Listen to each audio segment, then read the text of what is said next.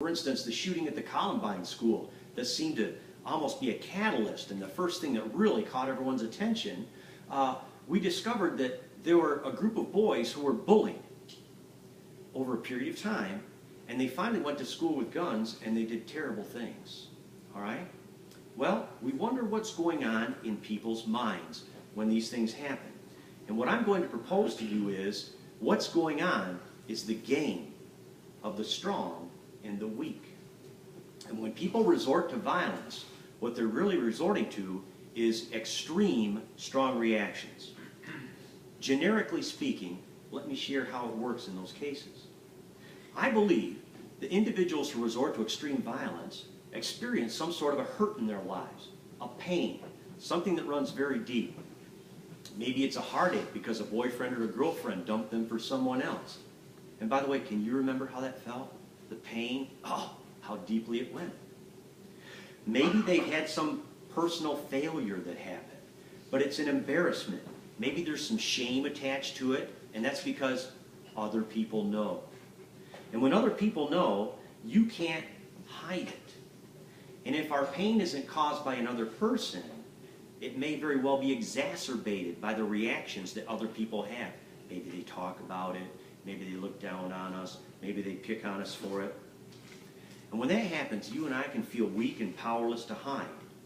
We can't do anything about what's happened to us, and we can't do anything about how people are treating us.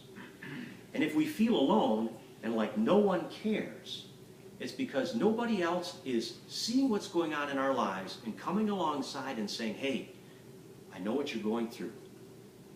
I had somebody not love me anymore that I love. And if people can just see that somebody else has been through it and they got through it constructively, they can have hope.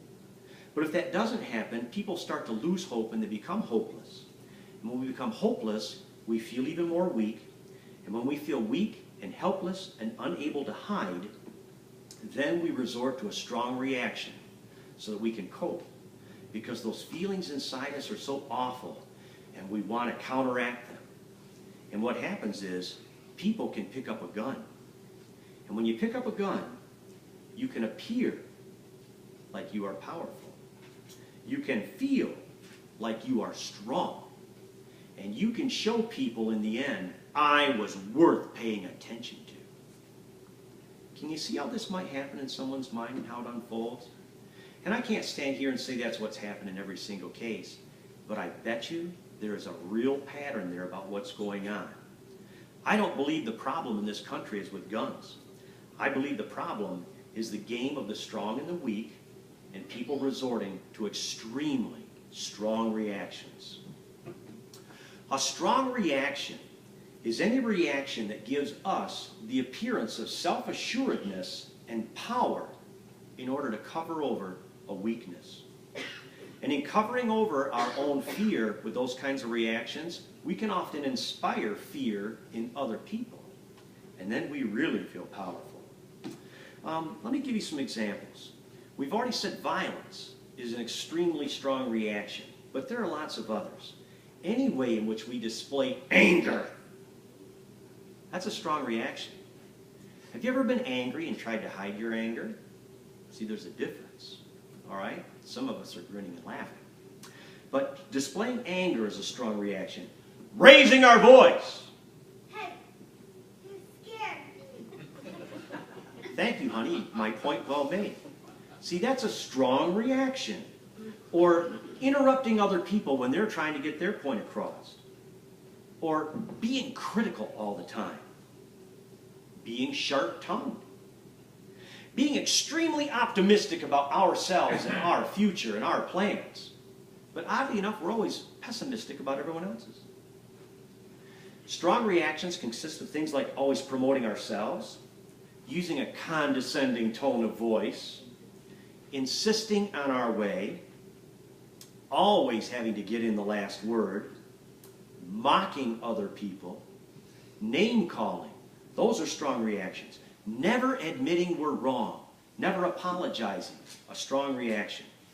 I'm going to give you a famous line from a famous actor in a Western. The actor's name is John Wayne. And in one of John Wayne's Westerns, John Wayne said, Never apologize, son. It's a sign of Weakness. bingo. We got the message loud and clear, don't we? We live in a world that abhors weakness. So don't ever apologize because you might look weak. And oh my gosh, that is the terrible, most worst thing that could happen to us in our societies, that we look weak. Do you see how the game works, people? And it really is a game. We work so hard to cover up and avoid every sign of weakness, but strong reactions only give the appearance of self-assuredness and strength. And they're really meant to cover over weaknesses. And they're always motivated by an underlying fear. And of course, what is that fear? That deep inside, in all honesty, I am really what? Weak. Yeah, we really are. And we don't want anybody to see our weaknesses or our fears, nor do we want to see our weaknesses and fears. We don't even want to acknowledge them. Well, how does fear drive us to respond with strong reactions to people? Just let me share this with you. It's a cycle. This is how it works. If I'm afraid that I am weak, which am I? Well, of course I am. I have my own weaknesses. Then I want to prove to myself that I'm not weak with strong reactions. So I do some strong reaction, and then I question, well, that was dumb. How can I possibly be weak? Did you see how I just crushed that other person? I'm stronger than them. Strong reactions convince us that we are strong or stronger than other people, and they give temporary relief from that uneasy feeling that deep inside, I really know I'm weak. I'm weak. But that underlying fear creeps back into our consciousness. The uneasiness comes again, so to get relief from it, what do we go and do? Some other strong reaction. We repeat the behavior, we do something new. And all we know is that uneasy feeling seems to dissipate and subside whenever we're performing strong reactions. Can you see how the cycle could work into our personalities? It's almost like an addiction to a drug. It really is. It just keeps working more and more into our personalities. Repressed fear works on us because we're actually trying to convince ourselves that the opposite is true and it doesn't exist. So when you ever meet someone who seems to be strong, they're just this really strong personality, take a look at how they've established that reputation. Take a look at the persona and see if they're really strong or if it's built on strong reactions. Because if it's built on strong reactions, it's really a facade to hide the fear. Let me ask you, can you think of times when you felt weak or afraid, so you reacted with some strong behavior reaction to cover it? Can you think of times like that? And now I'm not asking you to share out loud. Okay? Can you think of times when you've used strong reactions to appear strong and cover the fact that you're really weak? I'll share one with you. By profession, calling, and training, I am a minister. But I hadn't been a minister very long before I realized that a lot of people look at ministers and they think they're sissies. And that bothered me. And then I wondered, am I really a sissy? I wouldn't want to think of myself like that. So I had this fear. Now, here's a tough thing to admit. Maybe I was questioning my manhood. Look at my occupation. I'm a minister. And a lot of people think I'm a sissy. So how about this for a strong reaction? I rode bucking bulls at rodeos for 2 years. Am I a sissy? Well, now you're shaking your head no, but maybe I don't know. But all I'm saying is I have this nagging anxiety about my identity and what people think about me because of my profession sometimes. So I go and do something extreme, and then I dare you to call me a sissy. When in fact, does that prove whether or not I've done away with these inner fears that I have? Yeah, we're shaking our heads no, see? So, who knows? But that's a real good example of a strong reaction, okay? Now, I want to do an exercise now. I want to play a game. I want to tell you about 2 experiences that I've had, and I'm going to ask you for practice to pick out the strong reactions, all right? Just for practice, because we need to get good at this. We need to be able to identify strong reactions in, first of all, ourselves. And then we need to be able to pick out strong reactions in other people too, so we can read what's going on. And then after we work together to pick out the strong reactive behaviors, then I want us to identify what the underlying fear was. So here's the first one. Are you ready? One day, I was at work in my office, in an upstairs office, and from the lobby, I could hear shouting and cursing and swearing. So I got up from my desk and went down to our lobby. And in the lobby, here's a man who's leaning over the counter, shouting and pointing his finger at my receptionist. And he's telling her how she doesn't know her business, nobody in this building knows their business, and you can't help me. And he's yelling, and he's really angry. And I walked in, and I said, "Hi. What's going on?"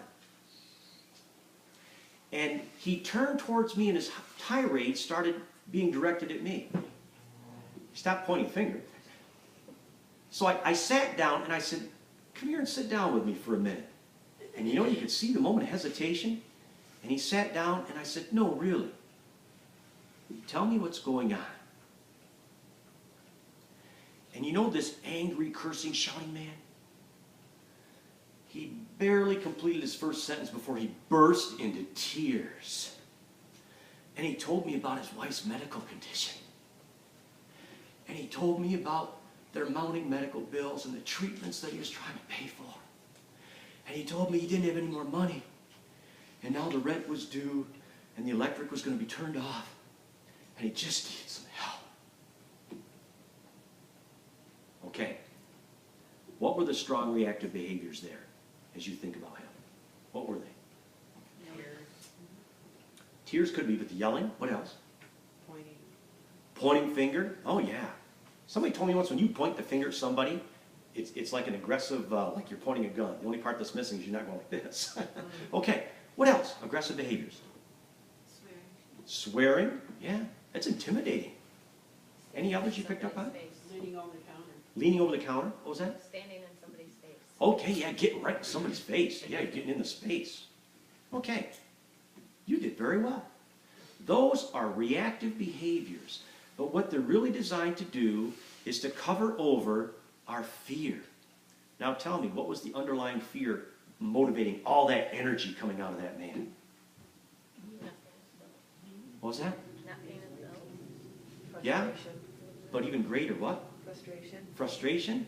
But what else was most important to him? His wife and his wife. The poor man loved his wife.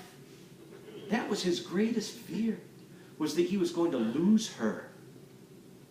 So do you see how an underlying fear can motivate us to do these strong reactive behaviors that are really a facade to cover over our fear? Okay? And by the way, when we got down to what he was really afraid of, I was able to redirect him to some people who could really help him. And then, one of our staff did not take her lunch. She worked through her lunch hour, and she got him hooked up with the kind of help he needed. Wonderful. But you see how we have to get to the underlying fear, people? And those strong reactive behaviors get in the way. They're very intimidating. They're very confusing. And you and I, when we are experiencing those in other people, we need to say, what's the underlying fear here? Okay, now, I want to give you a more complicated example. Hopefully we'll have even more fun because we're building our skills. For years, I had observed some certain behaviors and messaging in one of my colleagues in one of the jobs that I worked. And they were very troubling and very difficult. But one day, in a moment of candid honesty, she started talking to me about her childhood, oddly enough. And she shared with me that when she was a teenager, she shared with her father that she wanted to grow up and be a lawyer. Pretty lofty goal. And he told her in no uncertain terms she couldn't do it because she wasn't smart enough to be a lawyer. Wow. What a dream crasher. Okay? So, after that was shared with me, this woman's behavior suddenly started to make all kinds of sense to me. Are you ready for the behaviors?